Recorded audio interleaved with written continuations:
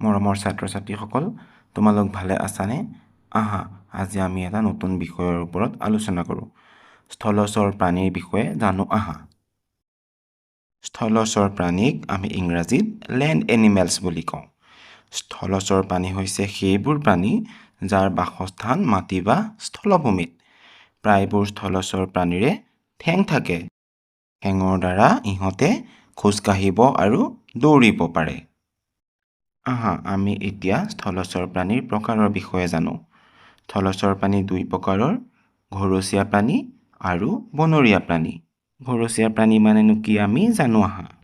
ঘৰচীয়া প্ৰাণীক ইংৰাজীত ডমেষ্টিক এনিমেল বুলি কোৱা হয়।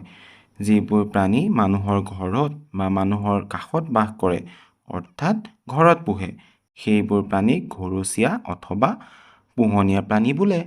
উদাহৰণস্বৰূপে গৰু, যাক আমি ইংৰাজীত কাউ বুলি কওঁ। ছাগলী, তোমালোকে নিশ্চয় চিনি পোৱা। মেকুৰী মানে কেট। মেকুৰীয়ে কেনেকৈ মাতে তোমালোকে জানানে? আৰু এটা পোহনীয়া প্ৰাণী হৈছে ডগ, মানে কুকুৰ। এই সকলোবিলাক আমি ঘৰত পোহোঁ। এতিয়া আমি বনৰীয়া প্ৰাণীৰ বিষয়ে জানিম। বনৰীয়া প্ৰাণীক ইংৰাজীত ৱাইল্ড এনিমেলছ বুলি কোৱা হয়। যিবোৰ প্ৰাণী মানুহৰ বাসভূমিৰ কাষত নাথাকি হাবি জংঘলত বাস কৰে, তেনে প্ৰাণীক বনৰীয়া প্ৰাণী বোলে। ইহঁতে নিজাকৈ আহাৰ আৰু থকা ঠাই বিচাৰি লয়। উদাহৰণস্বৰূপে বাঘ। বাঘৰ ইংৰাজী নাম টাইগাৰ। বাঘ হাবিত থাকে। আন এটা বনৰীয়া প্ৰাণীৰ নাম হ'ল সিংহ। সিংহৰ ইংৰাজী নাম লায়ন। সিংহ বনৰ ৰজা। হাতীও হৈছে এটা বনৰীয়া প্ৰাণী। ইয়াৰ ইংৰাজী প্ৰতিশব্দ এলিফেণ্ট। আৰু এবিধ বনৰীয়া প্ৰাণী হ'ল গঁড়, যাক আমি ইংৰাজীত ৰাইনো বুলি কওঁ। তোমালোকে বাৰু জানানে কাজিৰঙা কিহৰ বাবে বিখ্যাত? ছাত্ৰ-ছাত্ৰীসকল, তোমালোকে বাৰু জানানে খাদ্যৰ ওপৰত নিৰ্ভৰ কৰি যে প্ৰাণীসমূহক বেলেগে বেলেগে ভাগ কৰা হয়? এই শ্ৰেণীৰ বিভাজনসমূহৰ বিষয়ে আমি জানি লওঁ আহা। খাদ্যাভ্যাসৰ ওপৰত ভিত্তি কৰি প্ৰাণীসমূহক তিনি প্ৰকাৰে ভাগ কৰা হৈছে। ১. তৃণভোজী প্ৰাণী, ২. মাংসভোজী প্ৰাণী, ৩. সৰ্বভোজী প্ৰাণী। তৃণভোজী প্ৰাণী মানে কি কওঁ শুনা। যিবোৰ প্ৰাণীয়ে ঘাঁহ, বন, গছৰ পাত আদি খাই জীয়াই থাকে, তেনেবোৰ প্ৰাণীক তৃণভোজী প্ৰাণী বুলি কোৱা হয়। যেনে হৰিণ। হৰিণক ইংৰাজীত ডিয়েৰ বুলি কোৱা হয়। ই ঘাঁহ বন খাই জীৱন নিৰ্বাহ কৰে। ঘোঁৰা।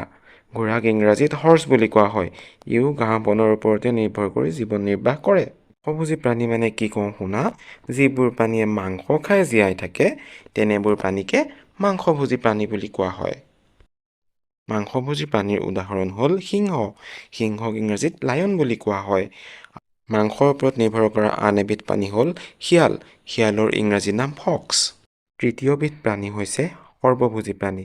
সৰ্বভোজী প্ৰাণী মানে হৈছে সেইবোৰ প্ৰাণী যি মাংস আৰু উদ্ভিদ দুয়োটা খাদ্য হিচাপে গ্ৰহণ কৰে, অৰ্থাৎ তেওঁলোকে খাদ্যৰ বাবে উদ্ভিদ আৰু প্ৰাণী দুয়োৰে ওপৰত নিৰ্ভৰ কৰে। উদাহৰণস্বৰূপে মানুহ। মানুহে মাছ, মাংস, উদ্ভিদ সকলোকে খাদ্য হিচাপে গ্ৰহণ কৰে। আৰু এবিধ সৰ্বভোজী প্ৰাণী হ'ল ভালুক। ভালুকৰ ইংৰাজী নাম বিয়েৰ্ছ। ইও উদ্ভিদ আৰু প্ৰাণী দুয়োৰে ওপৰতে নিৰ্ভৰ কৰে। ধন্যবাদ ছাত্ৰ-ছাত্ৰীসকল। আশা কৰিছোঁ এই ভিডিঅ'ৰ যোগেৰে বুজাবলৈ বিচৰা কথাখিনি তোমালোকে বুজিব পাৰিছা।